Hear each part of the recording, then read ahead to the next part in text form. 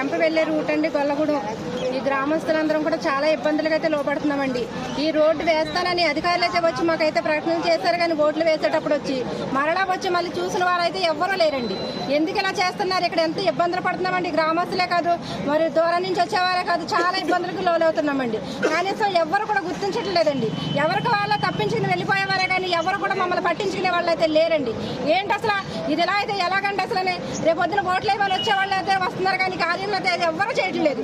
రావాలి కదండి, స్పందించాలి కదండి. ఏంటండి అసలు ఎందుకు ఇలా చేస్తున్నారు? ఇంత లోతు వర్షం వచ్చిందంటే మొత్తం అంతా నీళ్ళన్నీ నిండిపోతున్నాయండి. ఇక్కడ ఎన్ని ఇబ్బందులు పడుతున్నామండి. పెద్ద పెద్ద రాళ్ళు వేసేస్తారండి. ఇక్కడ ఎవరు వేస్తారన్నది తెలియకుండా వేసేసి మా ఇష్టం వచ్చినట్టు వాళ్ళు చేస్తున్నారండి. ఇవన్నీ కూడా ఒకసారి వచ్చి పరిష్కరించాలండి. అధికారులు ఎవరైతే ఉన్నారో వాళ్ళు వచ్చి ఇక్కడ పరిష్కరించి దీన్ని వెంటనే నిర్మాణం చేయాలండి. రోడ్డు నిర్మాణం ముఖ్యమంత్రి గారు అలాగే పవన్ కళ్యాణ్ గారు మరి ఇక్కడ ఇవన్నీ కూడా ఇక్కడ ఉన్న ఇబ్బందులన్నీ కూడా తెలుసుకుని అధికారులతో మాట్లాడి మరి ఇక్కడ వెంటనే రోడ్డు వేయాలని మేమైతే స్పందిస్తున్నామండి. గ్రామస్తులంతా చూడండి, మొత్తం అంతా ఇక్కడ ఎంత ఇబ్బందులకు లోనవుతున్నాం అన్నది ఇక్కడికి వచ్చి చూస్తే తెలుస్తుందండి.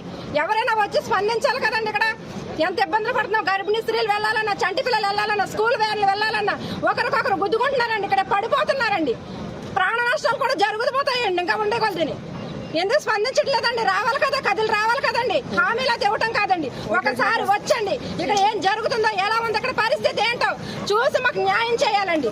న్యాయం చేయకపోతే కనుక రోడ్డు మొత్తం గుంటలు పెట్టేస్తామండి. ఇక్కడ అంతా గొల్లగూడెం అంతానే మేమంతా ఏకమై ఇప్పటి వరకు వేస్తారని అనుకున్నాం. ఎందుకైతే ఆగిందో మాకైతే తెలియదు, కానీ ఇప్పుడైనా స్పందించి వెంటనే ఈ రోడ్డుని పరిష్కరించాలని మేమందరం కోరుకుంటున్నామండి. మా గ్రామం అంతా కూడా కలిసి మేమంతా కూడా ఒక నిర్ణయం తీసుకున్నామండి. మీరు వెంటనే స్పందిస్తారా? స్పందించండి, లేదంటే చాలా తీవ్రంగా ఉంటుందండి ఇక్కడ పరిస్థితి. అయితే కనుక ఎంతకాలం చూస్తామండి? రావాలి కదండి అధికారులు.